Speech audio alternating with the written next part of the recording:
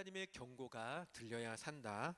하나님의 경고가 들려야 산다라고 하는 제목으로 함께 말씀을 나누도록 하겠습니다. 양산으로 이사 와서 얼마 안 됐을 때 저녁 무렵에 아파트에서 이 화재 경보기가 시끄럽게 울린 적이 있습니다. 그 전에 집에 살 때에도 한 번씩 경보기가 오작동하는 일들이 종종 있었기 때문에 의뢰 그럴 것이다 라고 생각을 해서 그냥 기다렸어요. 알아서 꺼질 거라고 생각을 하고. 그런데 10분이라고 하는 시간이 흘렀음에도 불구하고 경보기가 꺼질 생각을 하지 않는 것입니다. 그래서 이상하다라고 하는 생각에 경비실에 전화를 했죠. 화재 경보기가 계속 우리 집에 울리고 있다. 그러니까 이 경보기를 빨리 좀 꺼달라 라고 말하려고 전화를 했는데, 경비실에서 전화를 받더니 여보세요 여보세요 하더니 툭 끊어지는 거예요. 이후로는 아무리 전화를 해도 전화가 되지 않았습니다. 그러고도 또 10분 정도의 시간이 지나서 한 20분 이상 계속해서 시끄럽게 경보기가 울리니까 이걸 어떻게 해야 되나 고민을 하고 있는데, 저희 집 막내가 창밖을 이렇게 내다보더니 밖에 지금 사람들이 다 나와 있다는 거예요. 아파트 주민들이 아파트 그 마당으로 다 나와서 서로 막 이렇게 웅성웅성하고 있다는 겁니다. 그래서 이상하다 싶어서 밖을 내다보고 또 느낌이 쎄한 느낌이 들어서 현관문을 열고 밖을 내다봤더니 또 계단에서 막 다다다다다다다라고 하면서 계단을 내려가는, 위층에서부터 계단을 이용해서 내려가는 사람들의 소리가 들리는 겁니다. 느낌이 이상해서 가족들을 다 데리고 뭐 귀중품을 챙길 생각도 못하고 그냥 휴대폰 하나 달랑 들고 옷만 입고 밖으로 나갔습니다. 밖으로 나가봤더니 저희 동뿐만 아니라 주변에 있는 여러 동에 있는 사람들이 다 나와가지고 무슨 일인가 싶어서 웅성웅성 거리면서 이렇게 있는 겁니다. 그래서 저도 그 사이에 껴서 이게 어떤 일인가 사람들의 이야기를 이렇게 귀 기울여 듣고 있는데, 그렇게 들으면서 아파트 쪽을 이렇게 올려다 봤습니다. 그랬더니 그 아파트 안에 내려오는 사람들도 있지만, 계단을 통해서 내려오는 사람들의 모습도 보였지만, 아파트 창을 통해서 이렇게 내다보면서 무슨 일인가 이렇게 내다보는 사람들도 보이고, 또 밑에서 옆에서는 전화로 가족들한테, 집안에 있는 가족들한테 빨리 나오라고 얘기하는 사람, 그럼에도 불구하고 안 나가겠다고 버티는 그 남의 집 사람 때문에, 그 남편 때문에 짜증내면서 빨리 나오라고 하는 어떤 그런 여성분들의 어떤 통화 소리, 이런 것들이 계속 들려왔습니다. 사실은 일의 결국은 화재 경보기 오작동이 맞았습니다. 경보기가 이게 뭔가 문제가 생겨가지고 오작동을 계속 하고 있는데, 그 직원분이 직원도 아니죠. 그 관리실을 잠깐 맡아보고 있던 어르신이 어떻게 조작할지를 몰라가지고 계속 당황하고 있는 그 상황이었던 겁니다. 그래서 1시간 가까이나 이 소동이 일어났고요. 그러면서 소방서에서 출동하고 주민들은 항의하고 난리가 한 1시간 가량 벌이고 나서 이제 끝이 났었는데, 이날 처음 알았어요. 화재 경보기가 아파트에 발동을 하면 비상계단 문이 자동으로 닫히고 공동 현관문에 있는 그 문이 자동으로 활짝 열리더라고요. 그걸 처음 알았습니다. 해프닝으로 끝났지만 여러분, 만약에 이게 실제 상황이었다면 어땠을까라고 생각을 해보면 아찔해집니다. 왜냐하면 경보음을 듣고서 밖으로 나온 사람들도 있지만 여전히 무시하고 집안에 있는 사람들, 또 뒷날에 제가 들어보니까 경보음이 울렸다라고 하는 것조차 모르고 그냥 지나갔었던 사람들도 있는데, 만약에 그 상황이 실제 상황이었다라고 한다면, 어떻게 됐을까라고 생각을 하면 아찔해지는 것입니다. 여러분, 대형 사고는요, 피하지 못해서 일어나는 경우도 있지만, 또한 많은 경우에 경보를 듣지 않아서, 경보를 못 들어서, 내지는 들었음에도 불구하고 무시해서 일어나는 경우가 많습니다. 그래서 괜한 수고 같아 보여도 경보가 들릴 때 수고스럽지만 그 경보를 듣고 움직이는 것이 큰 사고를 피할 수 있는 하나의 좋은 방법이더라라고 하는 것이죠. 여러분, 오늘 솔로몬의 이야기는요, 하나님의 경고에 대한 이야기입니다. 솔로몬이 점점 문제가 심각해져 가는 상황 속에서 하나님께서 그에게 경고를 해주시는 이야기가 오늘 본문의 이야기입니다. 오늘 본문에서 하나님은 솔로몬에게 나타나십니다. 그 이전 솔로몬이 아직 어렸을 때에 처음 기브온이라고 하는 곳에서 그에게 나타나 만나셨던 것처럼 다시 한번 하나님께서 솔로몬에게 나타나시는데요. 그런데 하나님이 이 두 번째 솔로몬에게 나타나신 시점이 언제인가라고 하면 그 시점은 솔로몬의 모든 건축일이 마쳐지고 난 뒤에 하나님이 나타나셨다라고 기록을 하고 있습니다. 사실 1절 말씀을 한번 볼까요? 1절 말씀 같이 읽습니다. 솔로몬이 여호와의 성전과 왕궁 건축하기를 마치며 자기가 이루기를 원하던 모든 것을 마친 때에 아멘. 요거 마이크 소리 조금만 낮춰줄래요? 내 마이크 소리를. 자, 여러분, 오늘 이 본문의 9장 말씀이 8장의 성전 봉헌식 장면 이후에 바로 이어서 등장을 하다 보니까 마치 성전 봉헌식 때 솔로몬이 봉헌을 하고 하나님 앞에 기도하고 축복하고 하는 일을 멋들어지게 다 끝내고 난 뒤에 그것을 보고 하나님이 뭔가 너 잘했다라고 말씀하기 위해서 나타나신 것처럼 보일 수 있습니다. 8장 다음에 9장이 바로 이어지니까요. 하지만 그게 아니다라고 하는 걸 1절이 분명히 보여주는데 뭐라고 합니까? 자기가 이루기를 원하던 모든 것을 마친 뒤라고 이야기를 합니다. 그러니까 성전 건축하고 봉헌식하고 이어서 왕성을 건축하고 왕성 건축 이후에 솔로몬이 원했던 국고성과 병거성과 같은 여러 가지 요새 도시들을 건축하기를 다 마치고 난 뒤에 하나님이 솔로몬에게 오늘 나타나셨다라는 거죠. 그러면 여러분, 하나님께서 왜 그 시점에 이 모든 것들이 마쳐지고 난 시점에 하나님이 나타나셨을까? 그 이유가 바로 솔로몬에게 경고를 하시기 위해서 나타나셨다라고 하는 것입니다. 6절과 7절 말씀인데요. 이것도 같이 한번 읽어보겠습니다. 6절과 7절 같이 읽습니다.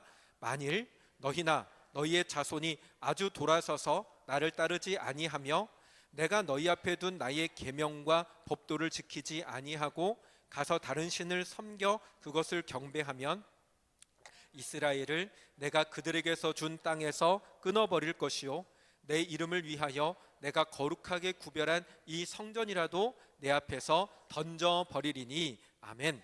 네, 여기까지만. 자, 여러분, 6절 시작 부분에서 하나님께서 뭐라고 말을 시작을 하시냐면 만일이라고 하는 말로써 만일이라고 하는 가정법을 사용해서 말씀을 시작을 하십니다.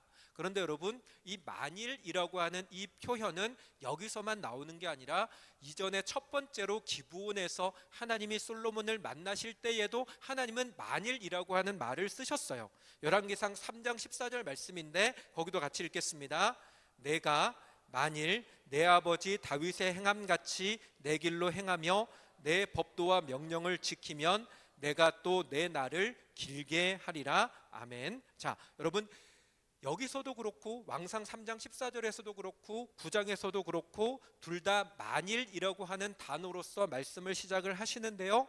하지만 기브온에서의 만일은 어떤 거냐면 만일 네가 이렇게 하면 내가 복을 주겠다라고 하는 의미의 만일이라면, 오늘 본문에서 등장하는 만일은 솔로몬이 불순종하고 불법을 행하면 내가 반드시 벌을 주겠다라고 하는 의미의 만일이라고 하는 것입니다.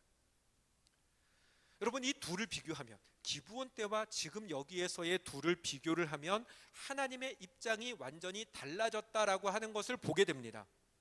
기브온 때의 하나님은요, 솔로몬에 대해서 이뻐하는 마음이 가득한 마음으로 만일을 말씀하셨습니다. 복을 주기 위해서 그를 만나셨습니다. 하지만 오늘 본문에서의 하나님의 모습은 하나님의 엄하심이 보여집니다. 계속해서 잘못하고 있는 솔로몬을 향해서 이번이 마지막 경고다, 너 조심해라 라고 하는 뉘앙스가 느껴진다는 것입니다. 여러분, 하나님께서 이렇게 엄중하게 솔로몬에게 경고하기 위해서 나타나신 이유가 솔로몬에게 여러 가지가 있습니다. 오늘 1절 말씀에서 다시 한번 띄울 수 있으면 띄워주세요. 1절 말씀에서 자기가 이루기를 원하던 모든 것을 마쳤다라고 하는 이와 같은 표현은요, 솔로몬이 건축했던 것들에 대한 성경의 부정적인 시각을 보여줍니다. 특별히 국고성과 병거성과 같은 그와 같은 요새들을 건축한 것에 대해서 성경은 부정적으로 보고 있습니다. 여러분, 성전은 하나님께서 허락하셔서 지어진 것입니다. 뒤에 연결해서 지었던 솔로몬의 왕성 건축 역시 하나님이 나라를 커지게 해주셨기 때문에 필요해서 지어진 것입니다. 거기까지는 하나님의 허락과 용인하심 속에서 지어진 것이라면, 그 이후에 지어졌던 국고성과 병거성과 같은 건축은 하나님과는 무관한 것이었습니다. 왜냐하면 하나님은 이스라엘 왕들에게 절대로 말과 병거를 많이 둬서는 안 된다라고 말씀을 하셨기 때문입니다. 신명기의 율법은 이스라엘의 왕된 자가 절대로 하면 안 되는 것 세 가지를 이야기를 하는데, 그 중에 하나가 뭐냐면 말과 병거를 많이 두지 말라는 것입니다. 왜 말과 병거를 많이 두지 말라고 하시냐면, 이스라엘을 지키시는 이가 누구시기 때문입니까? 하나님이시기 때문입니다. 하나님께서 이스라엘을 그 가나안의 척박한 땅에, 제가 예전에 한번 설명드렸죠. 그 땅이 사실은 얼마나 척박한 땅인지, 그 척박한 땅으로 인도하신 목적도 오직 하나님만을 바라보도록 하기 위해서 인도하셨는데, 그 나라를 지키는 안위의 모든 것도 하나님은 전적으로 하나님을 의지해서 하나님의 손에 맡기도록 하는 것이 하나님의 뜻이었기 때문에, 만약 왕된 자가 말과 병거를 많이 두게 되면, 소위 말하면 군사력을 점점 더 강하게 해 나아가면, 자기의 마음으로는 하나님을 의지한다라고 말을 할지 몰라도 많아지는 군사력이 뭘 드러낸다는 겁니까? 여호와를 의지하지 않는다라고 하는 걸 그렇게 보여주더라는 것입니다. 근데 솔로몬이 그의 통치 후반에 국고성과 병거성을 많이 둠으로 말미암아 그의 마음이 여호와로부터 멀어지고 있다라고 하는 것, 자기 손의 힘으로 나라를 지키려고 하는 걸 그렇게 보여주고 있었다라고 하는 것입니다. 뿐만 아니라 여러분, 솔로몬은요, 하나님의 백성으로서 지켜야 할 신의를 저버리는 행동을 합니다. 우리가 읽지는 않았지만 9장 10절에서 14절에 보면 솔로몬이 두로왕 히람에게 땅을 줬다라고 하는 내용이 나오게 됩니다. 성전을 공사하면서부터 솔로몬은 두로왕 히람의 도움을 많이 받습니다. 그 땅에서부터 백향목을 들여오게 되고요, 뿐만 아니라 건축의 전문가들, 놋기술 전문가들을 데리고 와서 그 성전을 짓는데, 왕성을 짓는데 도움을 받습니다. 그런데 그것만이 아니라 11절 말씀에도 보면 또 뭐가 더 추가가 됩니까? 금을 제공받았다라고 하는 것도 추가가 되어집니다. 자, 생각해 보세요. 솔로몬이 성전 짓고 왕성을 짓는데 걸리는 시간만 20년입니다. 거기뿐만 아니라 그것을 다 하고 난 뒤에 국고성과 병거성까지 건축을 한다 보면 그 건축의 기간은 점점 더 늘어나서 어떻게 보면 솔로몬의 평생이 건축하는데 다 소모가 된 시간입니다. 그 시간 동안에 두로왕 히람에게 목재와 기술자들을 제공을 받았습니다. 공짜로 받지는 않았습니다. 대가를 약속하고 지원을 받은 것입니다. 뭘 대가로 걸었습니까? 식량을 지원해 주는 걸로 그것을 대가로 그 모든 것들을 받았는데, 문제가 뭐냐면 이스라엘이라고 하는 땅도 결코 넓은 땅이 아니기 때문에 그 땅에서 나는 식량을 가지고 20년 이상 30년 이상 가는 동안에 건축을 위한 재료를 수입하는 데에는 부족하다는 것입니다. 그래서 솔로몬이 했던 방법이 뭐냐면 땅을 주기로 약속을 합니다. 두로에서 필요로 한 것이 식량이니까 농사를 지을 수 있는 땅을 주기로 약속을 하고, 그와 같은 잣나무, 백향목, 금 같은 것들을 들여온 건데, 근데 사실 이것도 문제예요. 뭐가 문제냐면 솔로몬이 히람에게 땅을 주기로 약속을 했다라고 하는 건 하나님의 율법을 정면으로 배반하는 것입니다. 왜냐하면 이스라엘 사람들에게 있어서 땅이라고 하는 건 하나님의 소유라고 하는 인식이 있습니다. 그러니까 그 땅은 내 것이 아니라 하나님의 것을 내가 빌려서 농사를 짓는다라는 개념이기 때문에 이스라엘 사람들은 땅을 팔 수가 없습니다.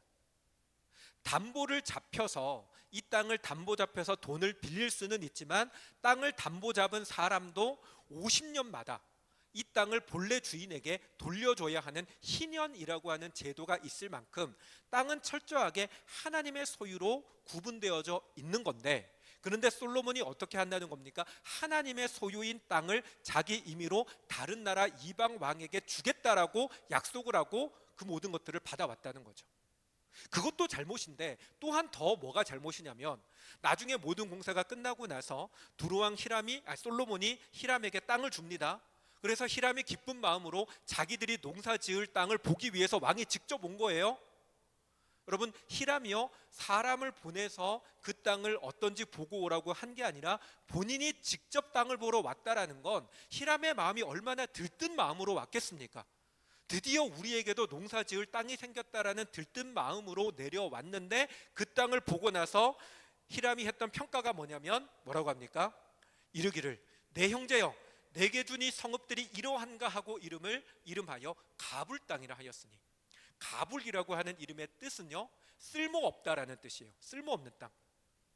솔로몬이 히람에게 줬던 성읍들은요, 지금 여기는 나오지 않는데 갈릴리 지역의 성읍들을 줍니다. 이 갈릴리 지역의 성읍들 하나하나를 살펴보면 그 성읍들이 어떤 땅이냐면 다 돌산 땅이에요.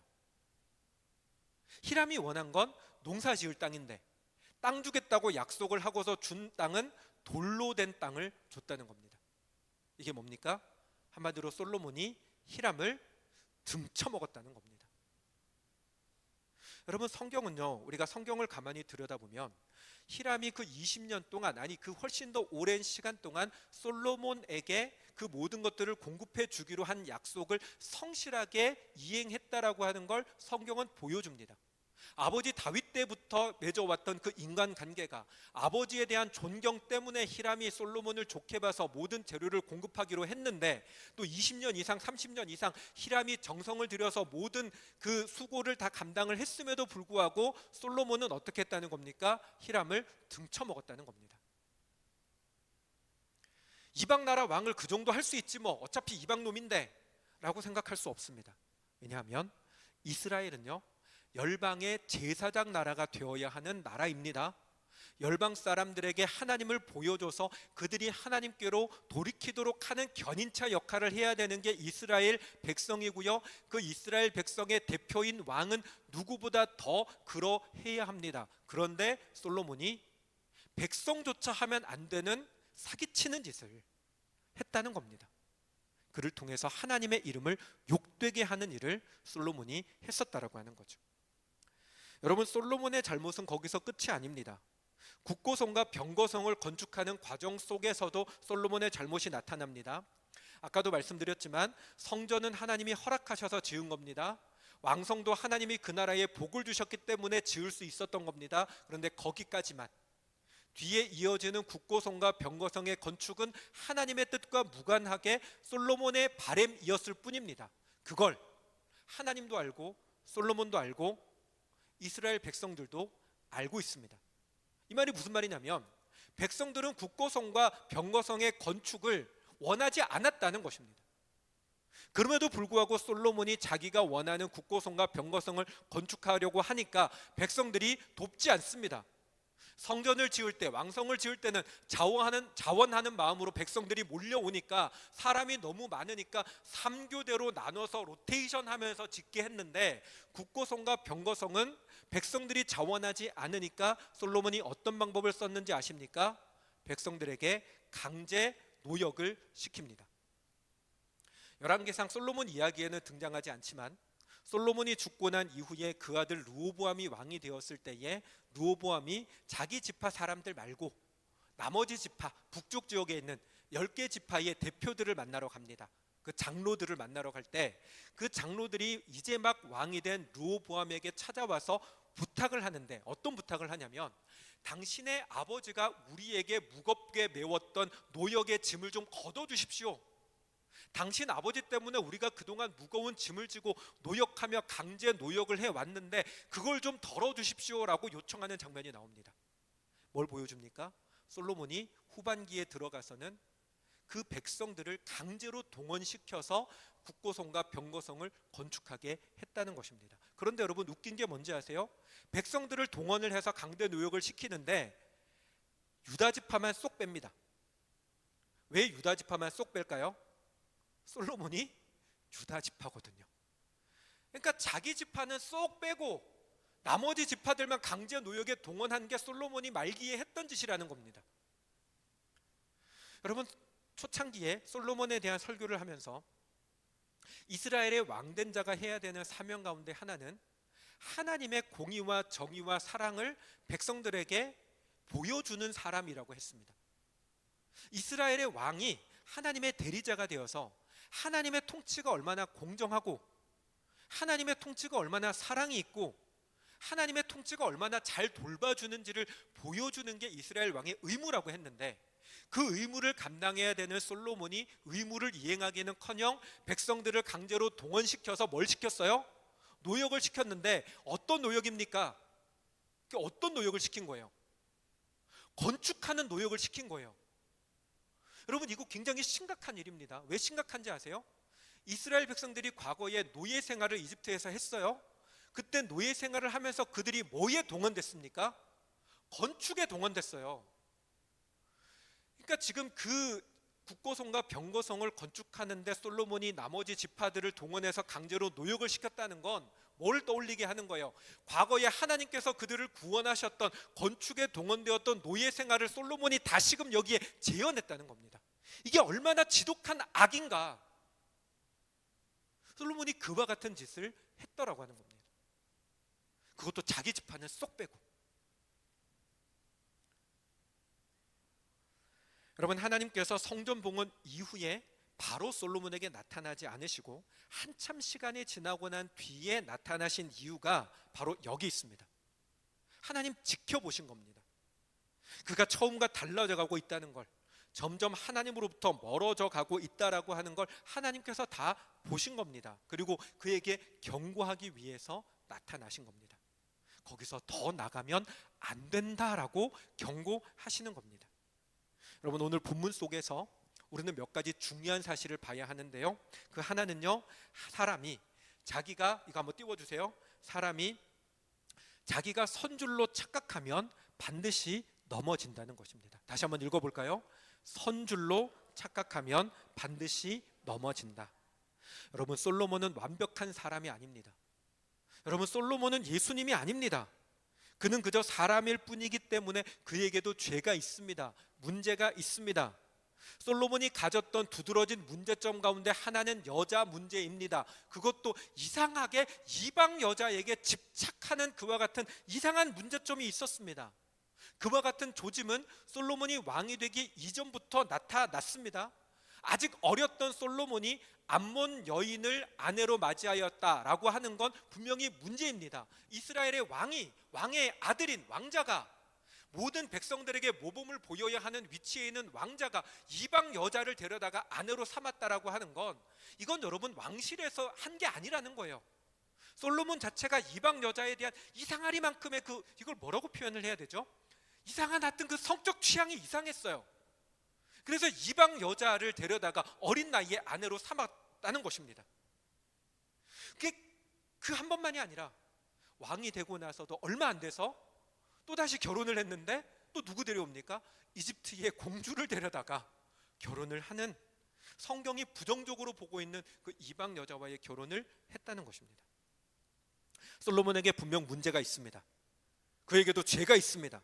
심각해질 죄의 싹이 있었습니다. 하지만 솔로몬의 초창기에는 그는 하나님 앞에 엎드리는 것이 있었습니다. 그에게는요, 이상한 이 성적 집착이라고 하는 이상한 문제도 있었지만, 불륜으로 첩이됐다고 하는 자기 엄마에 대한 문제도 있었고요, 왕성 안에서 천대받는 낮은 위치에 있다라고 하는 문제점도 있었습니다. 그리고 그런 문제들이 있었을 때 솔로몬은 내게는 오직 하나님밖에 없습니다라고 고백하며 하나님 앞에 납작 엎드리는 낮아짐이 있었습니다. 그가 기브온에서 1,000번제를 드릴 때에 하나님께서 그를 기뻐하셨던 건, 그가 하나님 앞에서 하나님, 나는 정말로 낮습니다, 나는 정말 하나님이 아니면 안 됩니다 라고 하는 엎드림이 있었기 때문입니다. 하지만 왕이 되고 나서 하나님의 복이 점점 더 넘쳐나고 그의 손에 가진 것이 많아지니까, 점점 높은 곳에 올라가니까 솔로몬의 태도가 변합니다. 낮았던 마음이 높아지고요, 높이 올라가서 주변에 있는 것들을 보게 되니까 하나님 말고도 괜찮아 보이는 것들이 점점 많아져 보였습니다. 실제로 하나님보다 나은 게 있어서가 아니라 높이 올라가고 멀리 보게 되니까 점점 더 하나님보다 나아 보일 만한 것들이 있었다는 것입니다. 그리고 그게 늘어나니까, 그런 것들이 늘어나게 되니까 솔로몬의 마음이 하나님에게서부터 멀어지게 됩니다.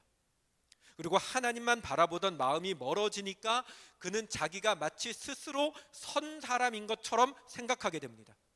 더 이상 하나님을 의지하지 않게 됩니다. 사랑하는 여러분, 우리가 우리의 낮음을 보지 못하고 내가 이제 좀 섰다, 이제 좀 살만해졌다라고 생각하는 그 순간에 사람이 넘어집니다. 여러분, 사람의 실체는요, 하나님의 은혜가 아니면 살아갈 수가 없습니다. 그런데 그걸 잊어버리게 만드는, 잊어버리게 되는 상황들이 언젠가는 우리들에게 나타나게 됩니다. 특별히 뭐가 좀 잘 될 때, 조금쯤 살만해질 때, 여러분, 그때 사람은 하나님을 놓칩니다. 낮게 엎드려 있을 때는 하나님 앞에 나 죽었습니다 그러고 엎드려 있는데, 무겁게 누르는 것이 조금 덜어져서 목이라도 이렇게 들 수 있게 되면, 목을 한번 들기 시작하면 허리를 들게 되고 고개를 들고 일어나게 되면, 그러면 어느 순간 하나님 없이도 살 수 있을 것처럼 보여진다는 것입니다. 여러분, 그 함정에 빠지면 안 됩니다. 살만해졌다라고 생각될 때, 내 삶이 풍족하고 문제가 떠나갔다라고 생각될 때, 그때 사람이 넘어지는 겁니다. 하나님만 바라보던 시선을 돌려서 다른 거를 바라볼 때, 그때 사람이 넘어지는 겁니다. 여러분, 마음이 높아지면 솔로몬 같은 사람도 넘어집니다. 우리라고 다르지 않습니다. 그러므로 사랑하는 여러분, 항상 하나님 앞에 낮아지는 마음을 놓치지 않는 우리가 될 수 있기를 바랍니다. 하나님이 아니면 안 됩니다라고 하는 고백이 여러분 우리의 입술과 마음에서 사라져서는 안 됩니다. 하나님 말고도 내가 뭔가 쥐고 흔들어 볼 만한 것이 있다, 흔들 수 있을 만한 것이 있다라고 착각하면 안 됩니다. 여러분, 그런 건 없습니다. 하나님 외에 우리의 도움은 없습니다. 하나님께 바라지 않고도 뭔가 요렇게 움직이고 요렇게 바라면 될 수 있을 것 같은 게 착각입니다. 하나님이 살아계신 것 같다라고 생각하는 게 착각이 아니라, 하나님 아니어도 요거 가지고 하면 될 것 같다라고 생각하는 게 착각이라는 것입니다. 그 착각에서 깨어나는, 항상 하나님 앞에 낮은 마음을 놓치지 않고 살아가는 우리가 되기를 바랍니다. 두 번째로, 여러분 띄워주세요. 하나님은 참고 참으시는 분이라는 겁니다. 같이 읽습니다. 하나님은 참고 참으시는 분이시다. 여러분, 오늘 하나님께서 솔로몬을 만나신 건 그에게 경고하기 위함입니다. 하나님은 오랜 시간 솔로몬을 지켜보셨고요, 그가 잘못된 길로 가는 것이 점점 더 심해지니까 거기서 더 가면 안 된다라고, 정신 차리라고 경고하기 위해서 만나신 겁니다. 우리가 앞에서 살펴봤지만 솔로몬이 잘못한 건 그보다 훨씬 더 많습니다. 대표적으로 세 가지만 큰 덩어리를 얘기해서 그렇지, 세부적으로 들어가면 솔로몬이 잘못한 건 훨씬 더 많습니다. 하나님은 죄를 극도로 미워하십니다. 여러분, 사실 작은 죄 하나라도요, 사람을 하나님으로부터 끊어지게 만들기에는 충분합니다. 하나님이 참지 않으셨다면 솔로몬은 진작에 버림받아야 합니다. 여러분, 하나님께서 아도니아를 끊어버리셨던 그 하나님께서 솔로몬의 죄를 참아주지 않으셨다면 솔로몬은 진작에 아도니아 못지않게 끊어졌어야 했습니다. 그래도 할 말이 없습니다. 여러분, 솔로몬이요, 하나님의 은혜를 입지 않은 자가 아닙니다. 솔로몬은 하나님의 앞에서 평생에 하나님의 은혜를 충만하게 이미 경험했던 사람입니다. 솔로몬이 하나님을 모르는 게 아닙니다. 솔로몬은 이미 어릴 때부터 하나님을 아는 사람이었습니다. 그는 하나님을 알았고요, 은혜도 누구보다 풍성히 경험한 사람입니다. 그럼에도 불구하고 계속해서 범죄하고 있다라고 하는 건, 진작에 하나님으로부터 끊어져도 할 말이 없는 사람이었다는 것입니다. 그럼에도 불구하고 하나님이 참으셨습니다. 하나님께서 기다리셨습니다. 오랜 시간이 지나서 오늘 본문에서 다시 나타나시기까지 하나님은 계속해서 참고 기다리셨습니다. 하나님께서 참고 참아주시는 분이기 때문에 우리가 살아가고 있다라고 하는 사실을 우리는 기억을 해야 합니다. 오늘 본문은 솔로몬에 대해서 비판적으로 보고 있지만 솔로몬만의 문제가 아니라 여러분, 저와 여러분 우리 모두도 다 그와 같은 문제가 있습니다. 우리 역시도 드러나지 않았을 뿐 성도라고 하는 이름을 가지고 잘못하고 있는 일들이 많습니다. 하나하나 꼬집어 나아가면 얼굴도 들지 못할 문제들이 우리 가운데 다 있습니다. 하지만 솔로몬을 참고 기다리신 것처럼 하나님 우리를 참고 계십니다. 하나님 기다리고 계십니다. 그러니 내 삶에 현재 어떤 문제가 없다고 해서 정말로 나에게 아무 문제가 없는 게 아니라고 하는 사실을 꼭 기억하는 저와 여러분 되시기 바랍니다. 그리고 여러분, 그렇기 때문에 세 번째, 우리는 하나님의 경고를 들을 줄 알아야 합니다. 여러분, 우리가 잘못된 길로 가고 있을 때 어느 순간 분명 하나님 우리에게 말씀을 하십니다. 지금처럼 제가 하는 저와 같은 설교자를 통해서, 설교를 통해서 말씀을 하시든, 여러분이 읽는 성경을 통해서 말씀을 하시든, 때로는 들려오는 찬양을 통해서 또는 사람들과 대화하는 상황을 통해서든 하나님은 분명 우리에게 말씀을 주십니다. 내가 잘못된 길로 가고 있다면 하나님 그걸 깨우쳐 주시기 위해서 분명히 말씀을 주십니다. 그럴 때 여러분, 그 음성이 들려야 됩니다. 거기서 더 가면 안 된다고, 너 지금 위험하다고, 거기까지라고 말씀하시는 하나님의 음성이 우리에게 들려와야 합니다. 그리고 그 음성이 들려올 때 그때라도 돌이켜야 합니다. 사랑하는 여러분, 듣는 귀가 열려지는 우리가 되기를 주님의 이름으로 축원합니다.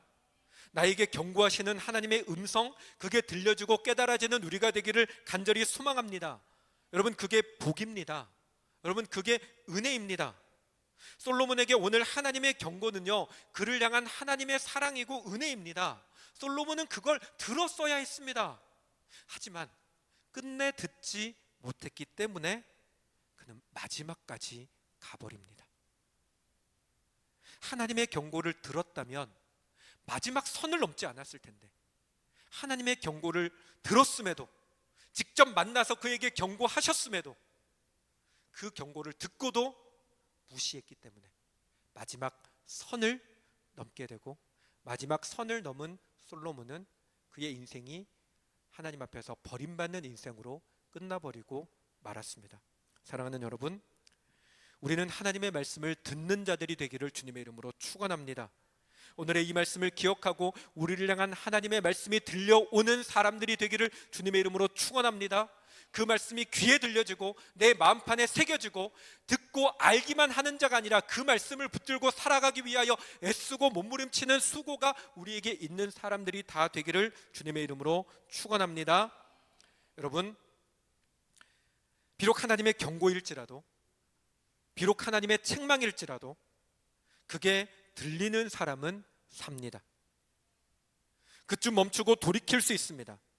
하지만 들리지 않으면 솔로몬처럼 됩니다.